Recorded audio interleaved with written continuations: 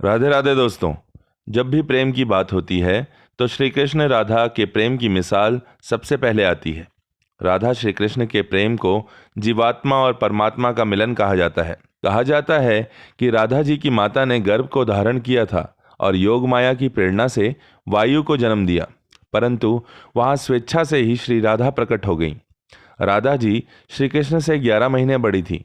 उन्होंने अपने प्राकट्य से ही अपनी आंखें नहीं खोली थी। इस बात से उनके माता पिता बड़े दुखी थे। कुछ समय बाद यशोदा जी कृष्ण जी को गोद में लिए वृषभानु जी के घर आती हैं। यशोदा जी कान्हा को गोद में लिए राधा के पास आती हैं। जैसे ही श्री कृष्ण और राधा आमने सामने आते हैं, तब राधा जी पहली बार अपनी आंखें खोलती हैं। राधा श्री कृष्ण का बचपन का प्यार थी।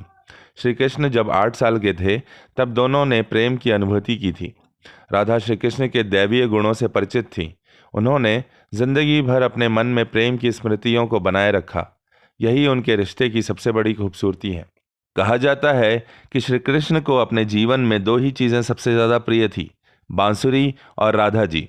कृष्ण जी की बांसुरी की धुन ही थी जिससे राधा श्री कृष्ण की तरफ खिंची चली जाती थी।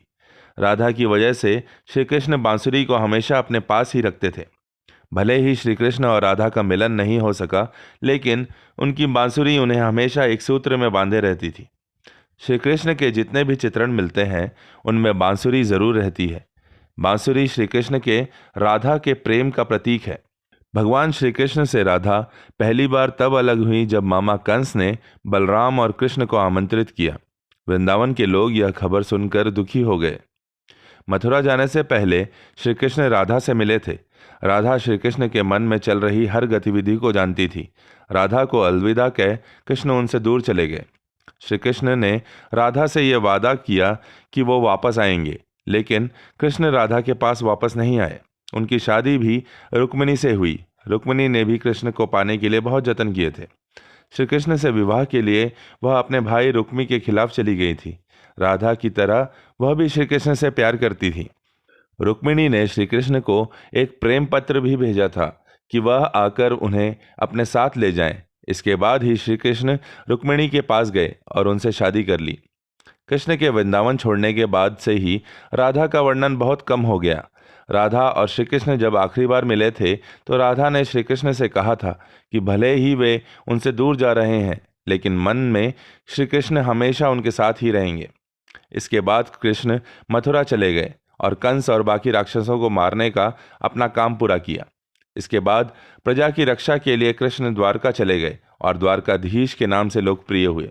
जब कृष्ण वृंदावन से निकल गए, तब राधा की जिंदगी ने अलग ही मोड़ ले लिया था। कहा जाता है कि यादव पुत्र अभिमन्यु या आयन से राधा जी का विवाह हो गया, पर अभिमन्यु को महर्षि दधीची का श्राप था कि वो राधा को छुएगा तो भस्म हो जाएगा। इस प्रकार राधा विवाह के पश्चात भी श्री कृष्ण के प्रेम से जुड़ी रही। राधा ने पत्नी के तौर पर अपने सारे कर्तव्य पूरे किए। दूसरी तरफ श्री कृष्ण ने अपने दैवीय कर्तव्य निभाए। सारे कर्तव्यों से मुक्त होने के बाद राधा आखिरी बार अपने प्रियतम कृष्ण से मिलने गई। जब वह द्वारका पहुंची, तो उन्होंने कृष्ण के रुक्मिणी और सत्यभामा से विवाह के बारे में सुना, लेकिन वह दुखी नहीं हुई। जब कृष्ण ने राधा को देखा तो बहुत प्रसन्न हुए। दोनों संकेतों की भाषा में एक दूसरे से काफी देर तक बातें करते रहे।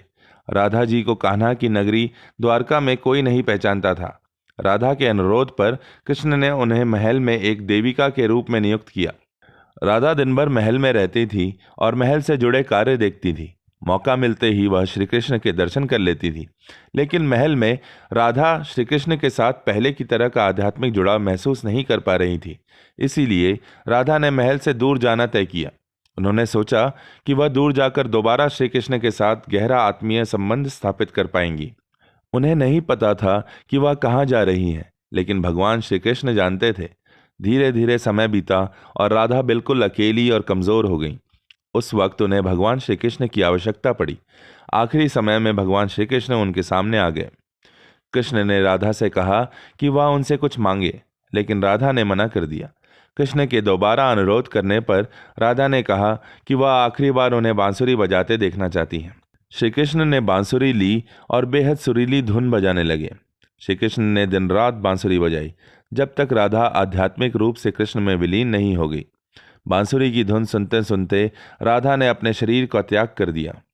हालांकि भगवान श्री कृष्ण जानते थे कि उनका प्रेम अमर है, बावजूद वे राधा की मृत्यु को बर्दाश्त नहीं कर सके। श्री कृष्ण ने अपनी बांसुरी तोड़कर झाड़ी में फेंक दी। उसके बाद से श्री कृष्ण ने जीवन भर बांसुरी या कोई अन्य वादक यंत्र नहीं बजाया।